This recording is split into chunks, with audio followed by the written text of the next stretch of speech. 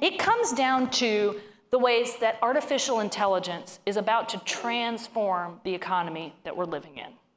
Now, I gotta tell you, I can't tell you how large language models and artificial intelligence, ChatGPT, all that stuff, I can't tell you how it works.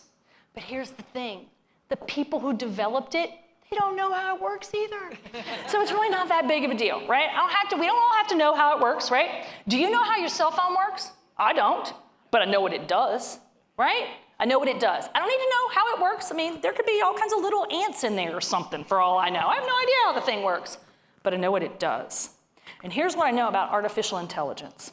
The simplest way to understand it is this.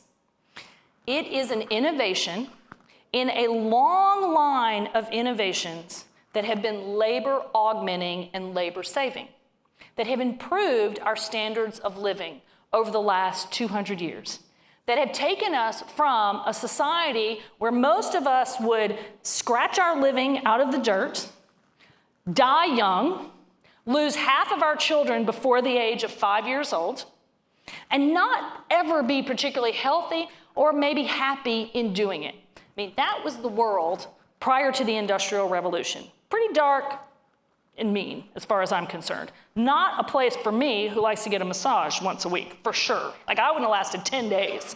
Now, we get the steam engine, we get electricity, we get the internet. All of these things have been in a sort of slow progress of improving people's standards of living. Because see, here's what improves standards of living. Working less and having more. That's what I want for everybody, not just in America. I want that for the entire world. I want us all to have more and work less for it. That's what every economist wants. That's our golden, that's what we're going for. How do we work less and have more, right? If we so choose to, right? If you don't want to have more, fine, that'll be your choice. But if you want more, you ought to have the opportunity to do that. That's the world that sort of, as an economist, sort of is my, here's what the whole goal of all of this is. I look at artificial intelligence, and it essentially lowers the cost of cognition. That's the way you need to understand it. Just like the steam engine lowered the cost of horsepower, right? So the steam engine meant that you could do things and not use horses to do it. Tractors lowered the cost of power. All of these things now, we're coming on this world where we are lowering the cost of cognition. Now, there's a lot of scary things about that. There's a lot of people who are saying, well, this is a technology that could destroy the world. I don't understand that exactly, but I'm going to believe them when they say it, which means, and I'm not a big sort of fan of government regulation. You'll sort of get that about me. But when I look at something like, say, nuclear weapons, I'm kind of okay with the government regulating that a little bit. I just am. I can sort of put aside my libertarian leanings and say, there are some technologies that are just so dangerous that, I don't want my brother to have access to them, okay? And I think artificial intelligence, and particularly large language models, may fall into this category, right? So, and the people who are developing them are kind of on the same page. They're like, please regulate us. Please regulate us. So, we're in this world where we probably need to put some boundaries around this technology. But at the same time, it holds the potential to do two really interesting things. Number one, improve education. It holds the potential to basically deliver to each and every child their own personal tutor, and to supplement teachers who are struggling in the classroom day in and day out to just deliver basic bottom line education. What happens when you can make the cost of cognition so much lower and tailor those programs to whatever individual need that child has? That changes education, right? So you can vastly improve education, not just for the wealthiest, but for everybody.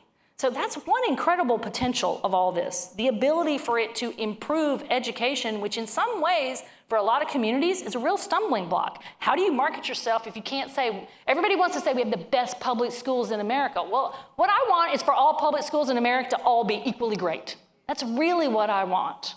And this is a technology that could go a long way towards lifting everybody at least a little bit. Now, that gets me to the second part, which is that some of the evidence that economists are sort of coming across, there was a recent study done on 750 Boston Consulting Group employees, and they gave them access to an artificial intelligence tool. And then they tracked their work. And what they found was that those employees that used it, there was a 40% improvement in the quality of their work, and they did it 20% faster. Pretty amazing. But what was more interesting about that study, when I sort of read the whole thing, was that the biggest improvements came not in the best performers, but in the worst.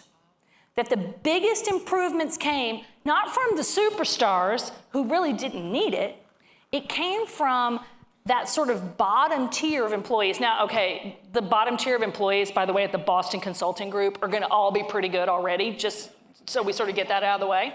But the point is, we have some evidence that the biggest gains come to the lowest skilled employees, which when I started to get my mind around that and I realized that if you've got a workforce that struggles with skill levels, what happens when you give them tools that bring big benefits to them, to their abilities, right? That you don't need to have sort of perfect English any longer to produce reports that have perfect English. I mean, get your brains around that. We're all worried about it replacing workers, okay? I don't worry about it replacing too many workers unless you're a lawyer, okay? You're a lawyer, an accountant, probably a computer programmer. There's going to be some consolidation in those industries. You're not going to need as many people looking at documents when you have a tool that can summarize large amounts of text and produce analysis based on it. But what does that mean in healthcare? Well, what it means is now you can take huge amounts of data and do diagnostics. It doesn't mean you don't need a doctor at all, but a doctor now has a tool that makes them much more accurate and much more efficient and takes some of the thing away from them that they hate, which is the paperwork. I mean, does anybody like to do paperwork? I mean, if you do, raise your hand. I'm sure somebody will give you a job in this room, right? No one likes to do paperwork. And this is what artificial intelligence, this is its thing. That's what it does. So I look and go, I think it's a technology that really has the potential to remap economic activity across the United States, particularly in areas that struggle with workforce development and skill levels of the average worker in their area. Artificial intelligence suddenly lifts that group and has the potential to lift that group. And I think that's one of the biggest developments over the next 10 years. It's not that we need to regulate it. There are things about it that you need to be afraid of. But in general, its potential to deliver, what I said before, more stuff with less work. That's where I see it going over the next 10 years.